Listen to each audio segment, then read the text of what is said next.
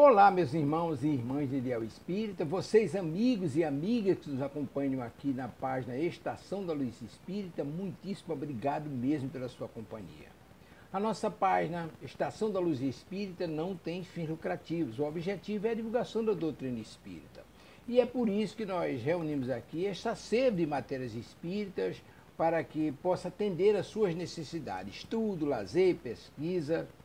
Você encontra aqui na nossa página Estação da Luz Espírita os livros da codificação, obras suplementares, entrevistas, palestras e os programas da Web Rádio Estação da Luz de Natal e Web Rádio Cristo Consolador de São Paulo. Ou seja, um acervo que atenda às suas necessidades, sem fins lucrativos. O objetivo é a divulgação da doutrina espírita. E agora eu convido você para nos acompanhar na reprodução de mais esse trabalho imperdível. Muito obrigado mesmo pela sua companhia e vamos juntos!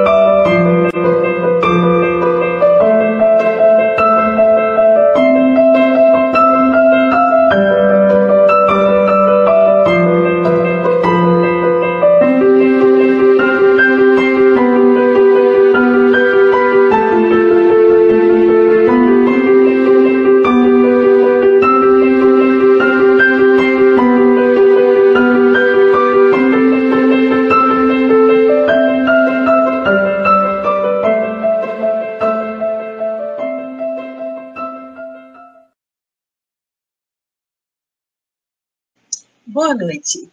Sejam todos muito bem-vindos a mais um programa da Web Rádio Cristo Consolador. Hoje é dia do programa Entendendo a Obsessão com Manuel Filomeno de Miranda. Estamos caminhando para o final do livro Tramas do Destino. Muito bom, a gente vem acompanhando a saga da família Ferguson, com todo, como está ali no Código Penal da Vida Futura, arrependimento, expiação, resgate. Estamos caminhando e vendo como é possível o resgate, né? Porque é um tal negócio. A dor é obrigatória, o sofrimento é opcional. E as mudanças no interior de cada um deles.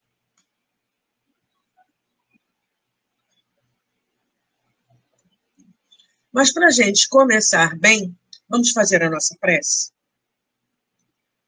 Pai amoroso, nós sabemos que as suas leis não são para nos castigar.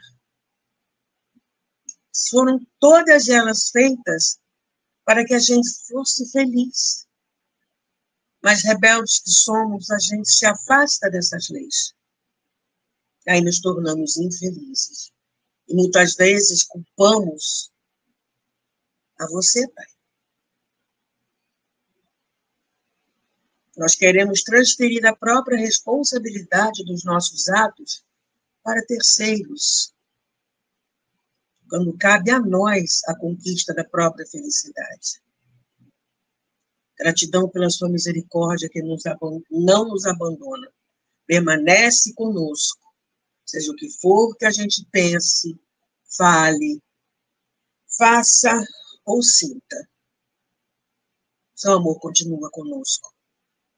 E também o amor do Mestre Jesus, que nos ensina como, a forma, o método para conquistar a própria paz e felicidade. No momento de fraqueza, Maria nos ajuda, nos ampara, nos fortalece. sem contar os benfeitores espirituais que estendem as mãos para nós, nos ajudando nessa caminhada, sejamos nós encarnados ou desencarnados. Gratidão por tanto amparo, tanto amor e tanto cuidado. Que todos nós, encarnados e desencarnados, possamos estar em paz. Graças a Deus. Pergunta número 1, como você está se sentindo hoje? Pergunta número 2, a água está por aí? Vou chegar um pouquinho mais para trás, para dar um enquadramento melhor. Pronto. Nós hoje vamos começar o capítulo 25, Despedidas e Fé Viva. Nós vimos que Lissandra foi encaminhada para um hospital psiquiátrico espírita,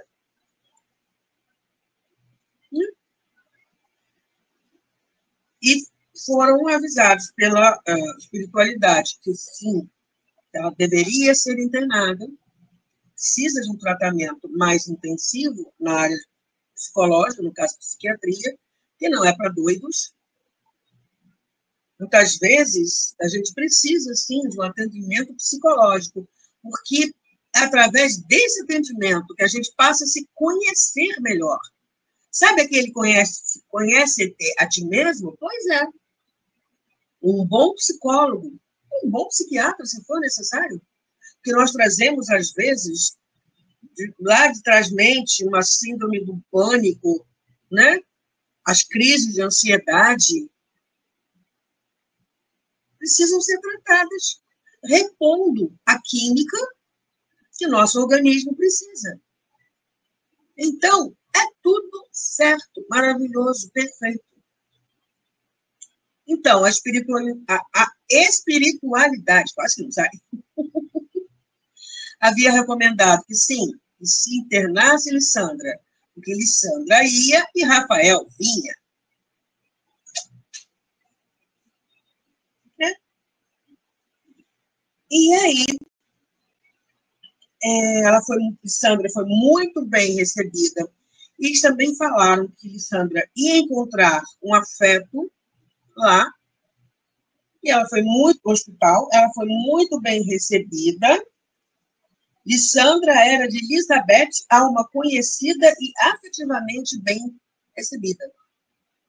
Com isso, Annette voltava ao carinho de Rose, após a travessia por caminhos dolorosos, dela recebendo assistência à amizade e a ela retribuindo o respeito e a confiança que lhe haviam sido ofertados.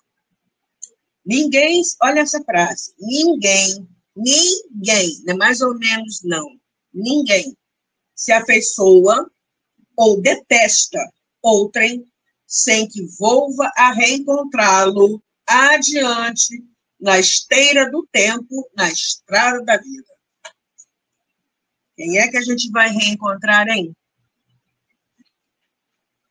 Em que situação?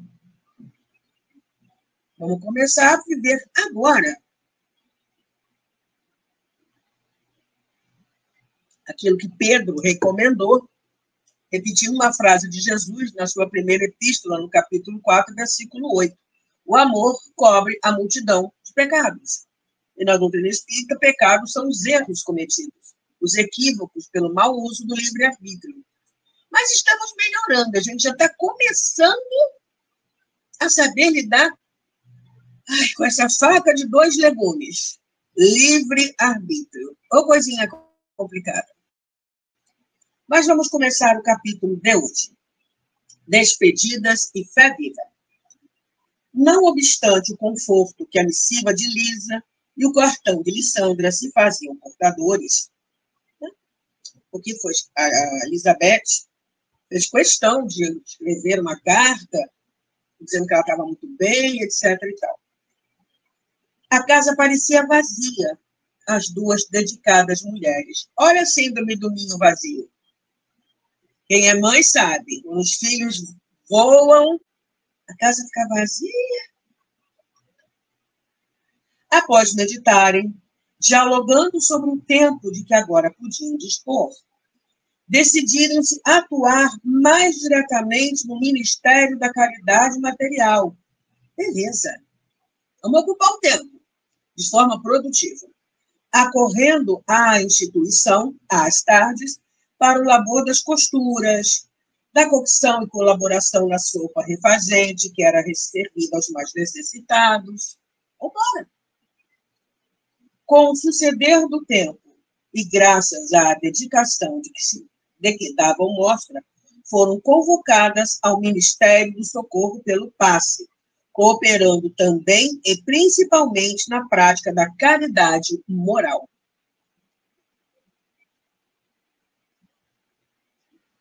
O Francisco Xavier, o nome da Casa Espírita, mantinha um serviço de atendimento diurno em que pessoas credenciadas permaneciam a postos para orientar os necessitados que buscavam apoio, diretriz e amparo naquela casa de Jesus.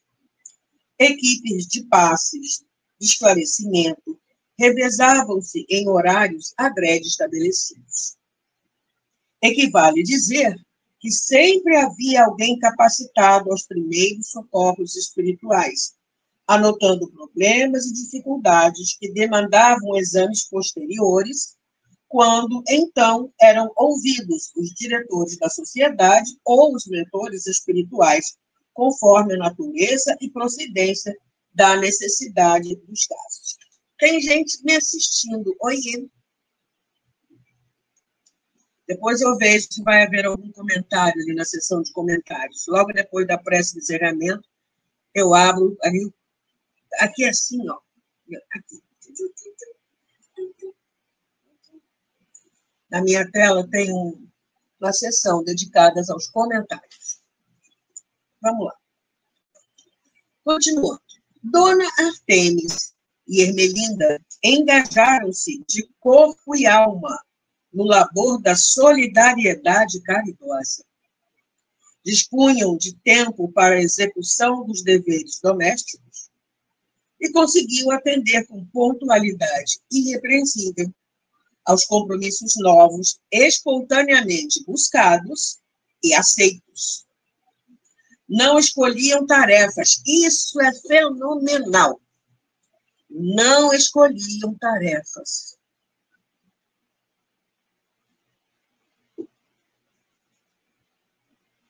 Atendiam ao que surgisse, requisitando assistência. Embora a carga das aflições pessoais, e em razão disso mesmo, desdobravam-se joviais e zelosas. Chama-se empatia. Né? Sabendo dispensar a palavra de alento, o passe de renovação, a ação de socorro com ânimo robusto e fé edificante, e sensibilizavam os seus beneficiários. Nossa, quando crescer, eu quero ser igualzinho a elas. Todos nós estamos a caminho, né? Também nós estamos trabalhando o nosso interior para sermos bons espíritas, como está no livro dos médiuns, em que Kardec colocou os tipos de espíritas. Na colônia, o progresso do senhor Rafael em nada deixava a desejar. Era um homem novo em Jesus Cristo, transformado em paciente modelo, auxiliar querido. E olha que no início o pessoal não queria nem saber dele, porque era tudo... Comprazia-se em lidar com os enfermos, renitentes e revoltados. Experiência rebelde que conhecia muito bem. O seu calor humano e a serenidade de que se revestia quando agredido pelo pessimismo ou pela suspeita, atestavam os resultados positivos da evangelização procedida por Cândido ante a resistência pacífica e afável de que dava mostras sem descoroçoamento nem amargura. É outro que está caminhando. Vamos embora. O doutor Armando Passos, lembra que aquele médico que era ranheta, que tratou ele mal, identificou nele a hanseníase, que depois que a vida deu-lhe uma lapada, ele modificou e até se transformou, aderiu à doutrina espírita, que era espírita convicto e tal, o doutor Armando Passos, aí passaram os dois a se dar bem, nele encontrou o precioso colaborador, verdadeiro agente do bom ânimo entre os desesperados ali em trânsito. O grupo do otimismo crescia e, a instâncias do administrador interno, as autoridades concederam 2 salas conjugadas onde se encontrava instalado. É óbvio que não se discutia a religião, nem se impunha o credo de sua preferência. O exemplo, porém, é o melhor veículo de informação. Embora haja quem duvide de sua eficácia e prefira o bombástico da propaganda destituída dos atos que a corroborem. Existem os espíritas de primeira viagem. São aqueles que, uma vez descobrindo, né, a magnitude da doutrina espírita, como ela faz bem, acham que todo mundo tem que ser espírita. Da sogra ao cachorro, dentro de casa. Fora de casa também começa. Gente, aí vem aquelas frases assim, tá lá escutando a palestra, puxa vida, meu vizinho deveria estar ouvindo isso. Puxa vida, fulano, beltrano. Não, criatura, é você que deveria estar ouvindo isso. És tu, cara pálida, que precisava escutar aquilo. Então, mas minha família não aceita a minha religião, não aceita o exemplo.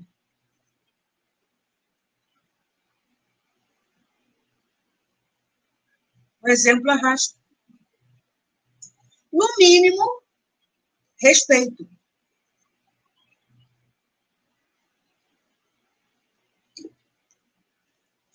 E é um testemunho também. É um momento testemunho.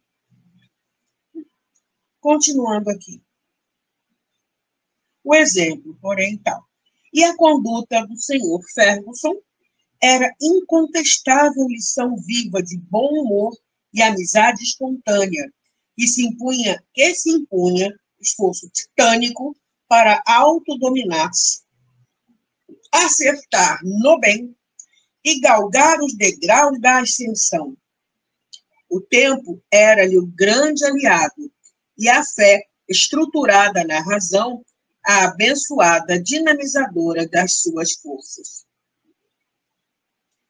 Eu lembro com saudades de uma época em que eu fiz grandes amigos num Hospital Colônia, aqui no Rio de Janeiro, um bairro chamado Curupaiti. E haviam 2 que magnetizavam as pessoas que iam visitar, porque estavam sempre de bom humor. Alguém levava um violão, e um deles cantava e fazia questão, embora fosse invidente e ranceniano, de cantar aquelas músicas dele, da mocidade, muito bem penteado, muito cheiroso. E um puxava uma boemia daquele tem de regresso, e ele cantava junto, porque era da época deles. Não tem o menor problema. O outro trabalhava em sessão mediúnica. Fora outros que eu conheci lá, e que quem frequenta lá, conhece, faz amizades. Voltando ao senhor Ferguson, havia aprendido a lição da dor, bem como sua família, compreendendo ser o auxílio ao próximo a maneira mais eficaz de esquecer-se de si mesmo e de ser feliz. Ai, a dor, irmã dor. Quando a gente não atende ao irmão amor, ele sai da nossa casa interior com a toalha na mão, abre a porta, irmã dor está chegando, ele joga a toalha para a irmã dor e ela só fala assim, plena e posturada, deixa comigo. Entra, pleníssima, posturadíssima, senta no sofá, manda vir cafezinho com pão de queijo e bate assim do lado dela, no sofá. Senta aqui, vamos conversar. Tem umas coisinhas para que você aprenda. E só vai embora quando a gente aprende. A dor tem prazo de validade. E a gente pode, né, a partir do momento que a gente zerou o boleto espiritual, tchau e benção. Tchau, irmã, tchau, não precisa voltar mais não. Vai depender da gente. Havia aprendido a lição da dor e tal.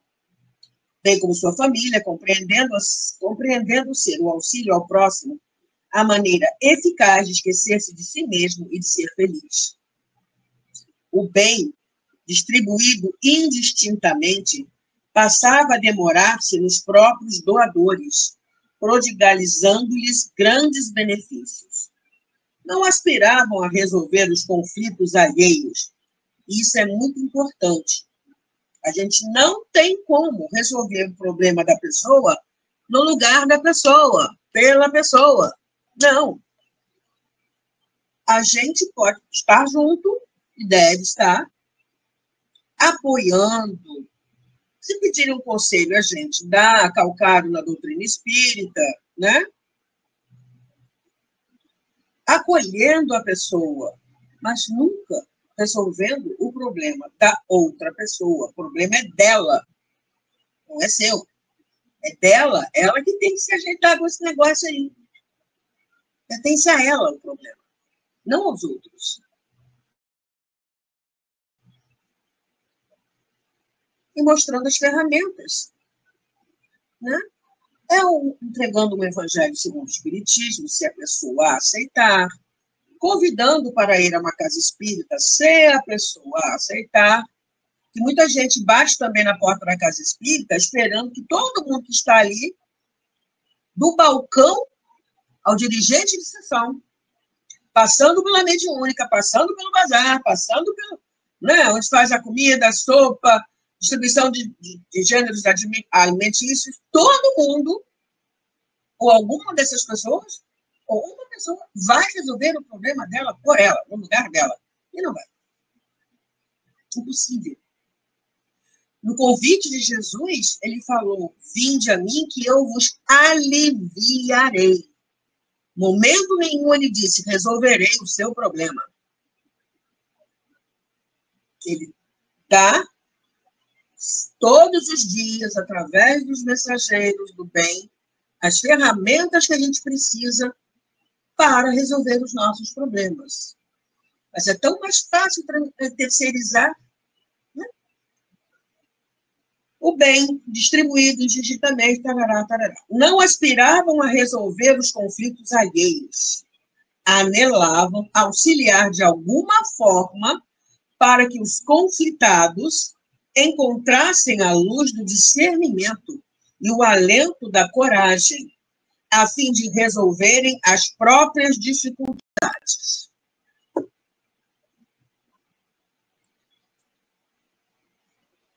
Tentavam, sim, retribuir ao Senhor algo do muito que haviam recebido e prosseguiam recebendo. A doutrina adentrara-se-lhes na alma, e, quando tal ocorre, luze e esparze as bênçãos da esperança como decorrência natural da renovação. Que frase linda! A doutrina entrou, porque é muito fácil a gente falar assim: eu entrei para a doutrina espírita. E a doutrina espírita, até que ponto já entrou no seu coração? Tem mais alguém vivendo? Oiê.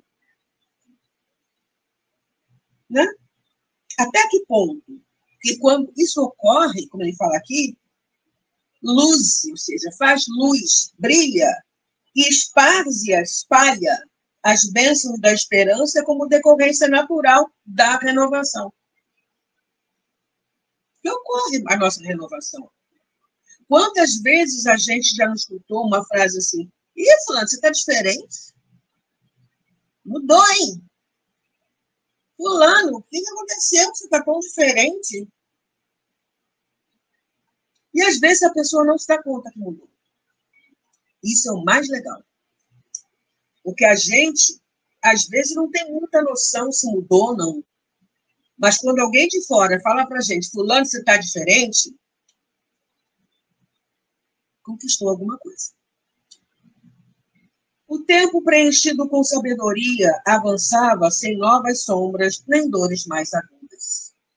Gilberto e Tamires, em face da aquiescência dos respectivos genitores, noivaram, entre sorrisos e compromisso de fidelidade ao trabalho com Jesus.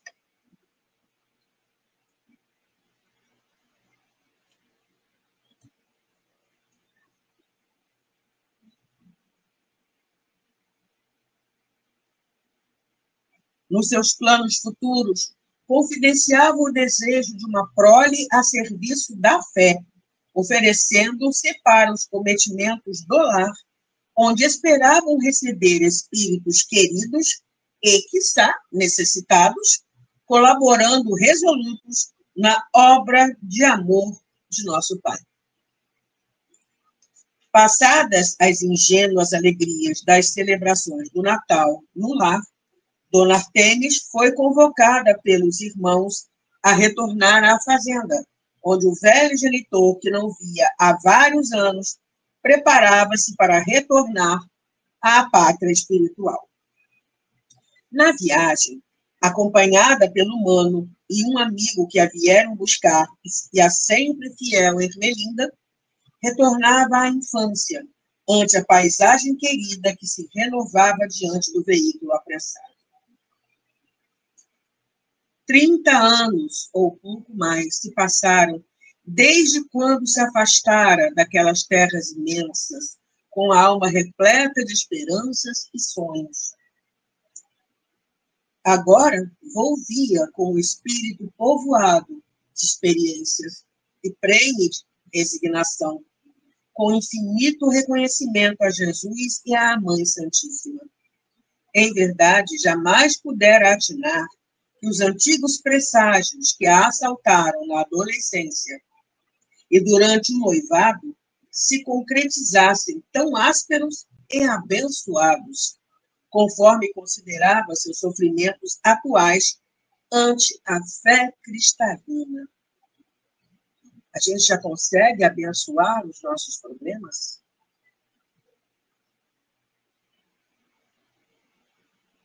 Abençoados.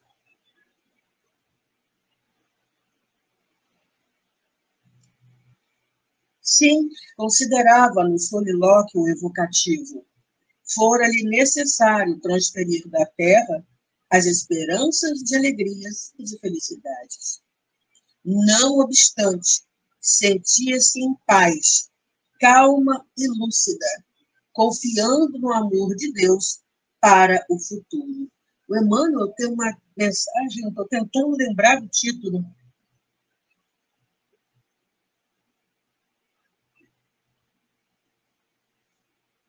Que fala justamente sobre isso.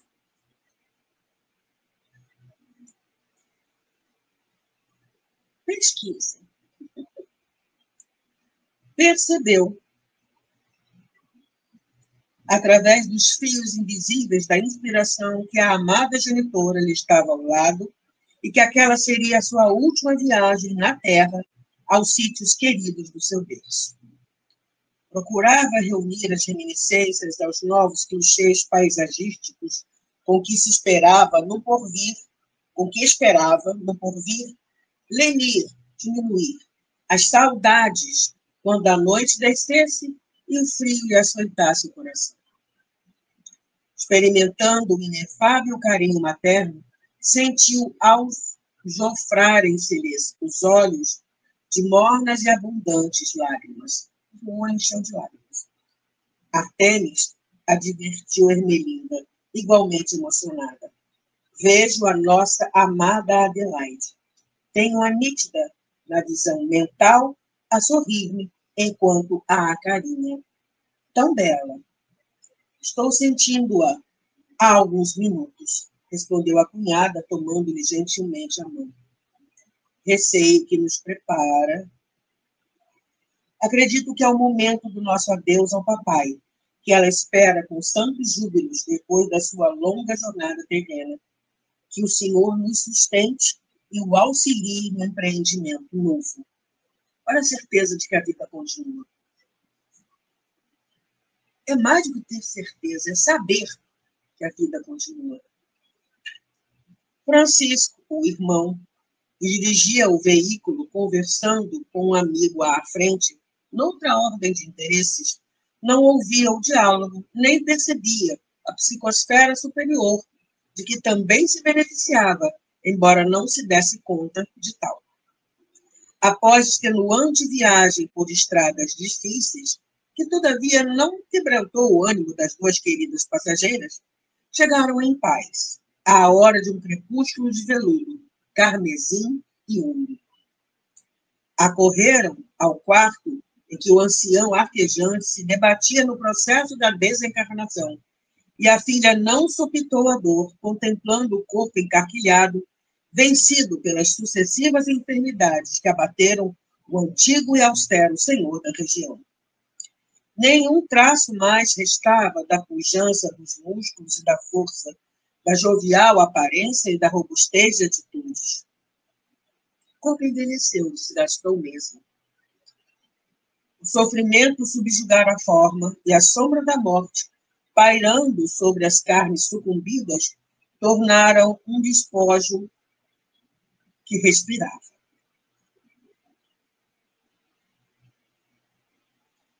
Os olhos pareciam manter alguma claridade no rosto carcomido pelas dores rudes. Depois que Dona Adelaide partira, lentamente, ele se fora apagando. A saudade impreenchível e as necessidades da evolução pelo sofrimento educativo tomaram lugar na sua vida, agora em bruxuleiros, para expandir-se depois. Papai, meu amado paizinho, aqui estou. Aproximou-se a recém-chegada com infinita ternura. Perdoe-me a demora. Quanta saudade, meu querido pai.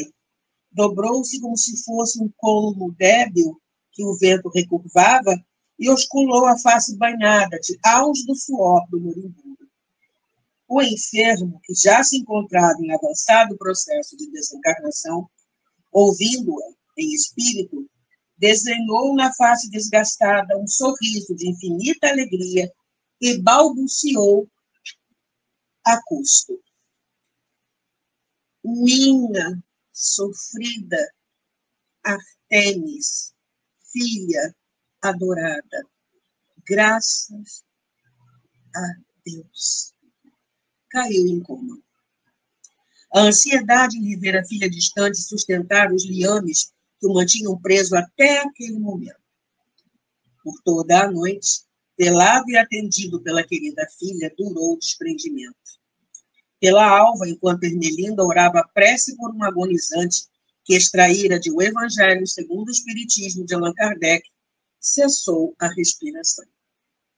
Os filhos, netos, demais familiares e servos foram trazidos para a oração geral, conforme o hábito local, entre o choro das pessoas simples que o amavam e da reflexão que o momento da desencarnação impõe a todos, enquanto Dona Adelaide acolhia com carinho de mãe o recém-chegado.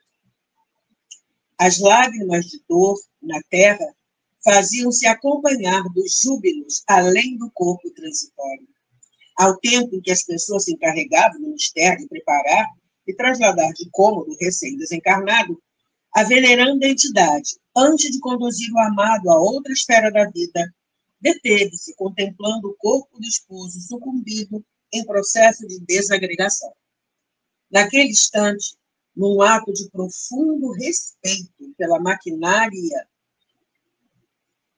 orgânica, a sublime concessão da divindade ao espírito em crescimento, proferiu uma prece de gratidão aos despojos submissos, nos quais o companheiro aprendera paciência e se adestrara na humildade, crescendo no rumo da luz, após vencida a etapa de provas e experiências, ora encerradas.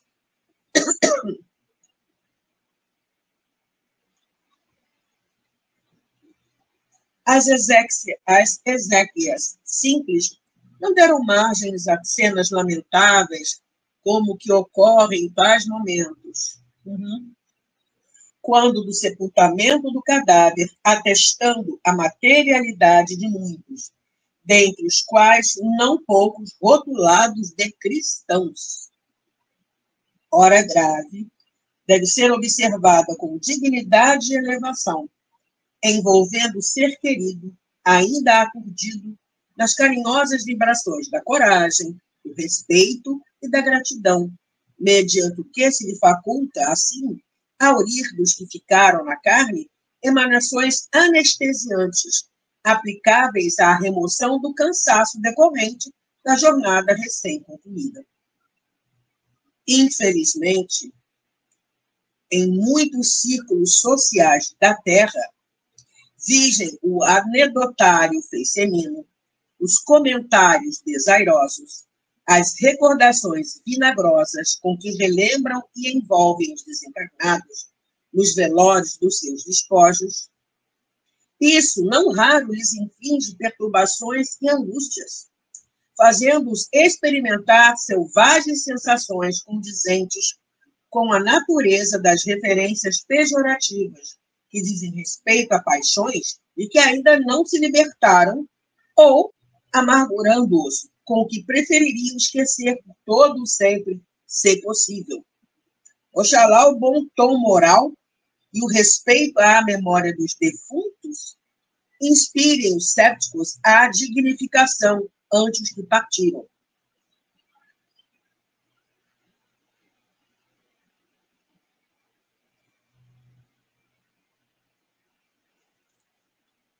Eu acompanhei um velório muito lindo.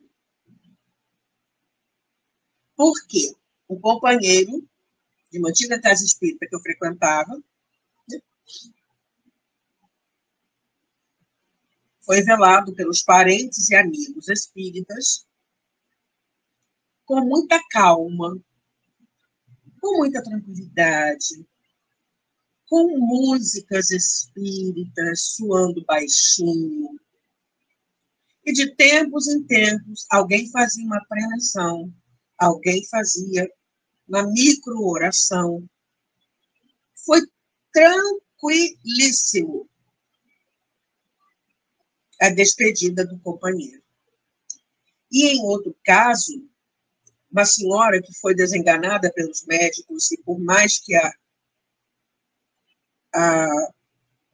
Solano Leão Denis, a espiritualidade encomendasse a ela fazer o bem, uma vez, duas vezes, na terceira vez ela já estava desenganada pelos médicos, estão 6 meses de vida, e o recado foi o mesmo: faça o bem. E era uma senhora de posses, ela chegou em casa e disse: o que eu posso fazer? Estou aqui acamada, mas, através do telefone, ela sabia que existia um abrigo, um orfanato ali, na mesma rua. Ela pediu às amigas doações em gênero alimentícios para aquele orfanato. Foi atendida. E eles estavam sem nenhuma comida. A partir daí, ela pegou gosto. Os médicos haviam dado a ela 6 meses de vida. Ela durou mais 2 anos. E mais, no velório, ela disse assim: não quero flores. Eu quero latas de leite para serem distribuídas às crianças que não têm. Então, quem entrava, olhava aquela pilha de latas de leite que seriam distribuídas depois. Coisa linda isso. Vamos continuando aqui.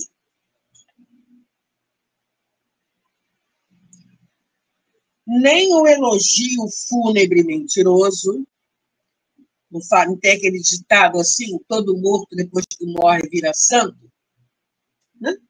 Nem a indébita homenagem bombástica e pomposa, nem, ainda menos, a santificação apressada e incoerente de que passam a desfrutar muitos espíritos, bem como tampouco a mordacidade, o humor chulo, a impiedade, derramando lodo e lama nas suas lembranças. Sem exceção, nenhum ser que se encontra encarnado se eximirá a esse renascimento que a morte biológica impõe incansável.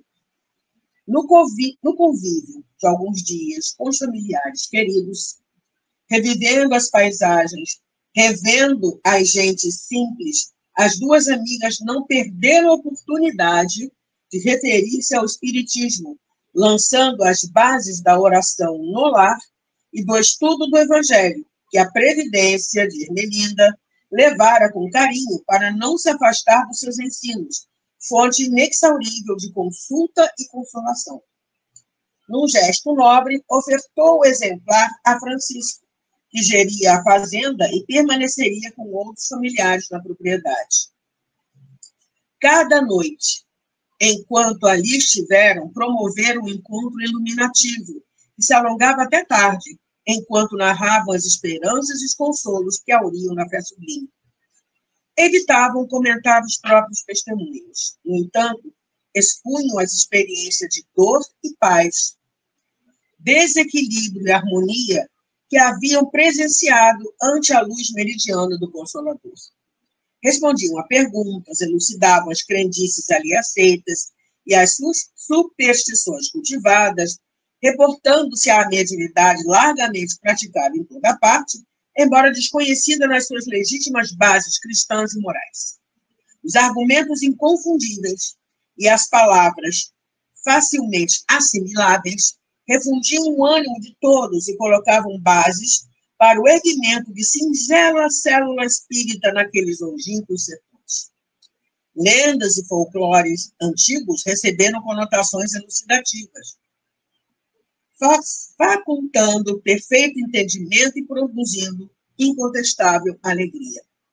Os familiares próximos, que sabiam do martírio de Dona Artemis e a identificavam robusta e confiante, ouviam-na com atenção, respeito e carinho.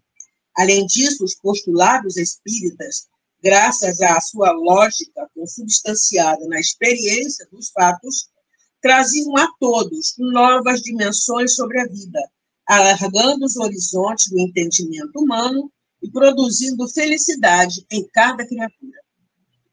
Não se encerrando a vida no túmulo, conforme preceituam todas as religiões, é mister compreender-se que uma sociedade de sobreviventes possui sua própria estrutura, seus códigos, seus dispositivos espirituais, sua forma especial de existência.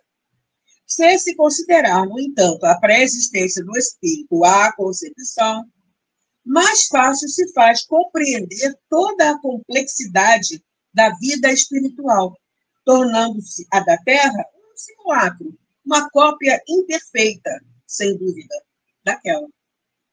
As lições sobre a imortalidade, a evocação dos dias apostólicos, das pregações heróicas, imantavam os ouvintes e os felicitavam.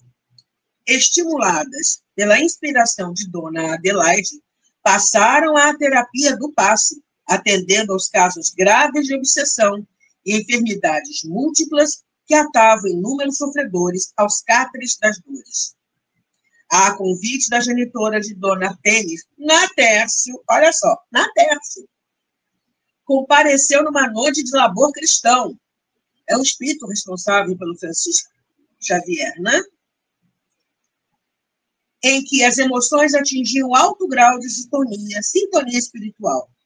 Utilizando-se das forças de ambas abnegadas trabalhadoras, dispensou recursos curativos entre alguns dos enfermos que instantaneamente recuperaram a saúde, entre sinceros júbilos dos circunstantes contritos. A luz do amor rompia a treva do desespero em nome do Senhor. Na data própria da partida, ante o compromisso honesto por parte de Francisco de manter 2 vezes por semana o trabalho iluminativo, as servidoras do Cristo despediram-se. As pessoas lhe oscularam as mãos abnegadas, trazendo singelas lembranças e mimos humildes de carinho e gratidão. Eram doces simples, frutos colhidos nos ramos da natureza, legumes, como nos primeiros dias dos seguidores do caminho. se fazia entre os conversos e os seus benfeitores. Dona Artemis sabia na alma que eram as despedidas terrenas. Procurou reter na lembrança os postais vivos da terra querida e os sentimentos amorosos da afeição dos humildes. Quando o veículo partiu, agradeceram a Deus, deixando acesa a lâmpada da fé viva que as conjugadas forças do mal jamais apagariam, porque colocada no santuário das almas, sinceramente tocadas por Jesus. Paramos por aqui hoje, fechamos o capítulo 25. Semana que vem, esperanças e consolações. Quem está por aí, vamos fazer a nossa prece e depois eu dou uma olhadinha, ver se tem algum comentário. Gratidão, Pai, pela vida, pela nossa imortalidade, pelas inúmeras bênçãos que nós recebemos do seu coração e do coração amoroso de Jesus.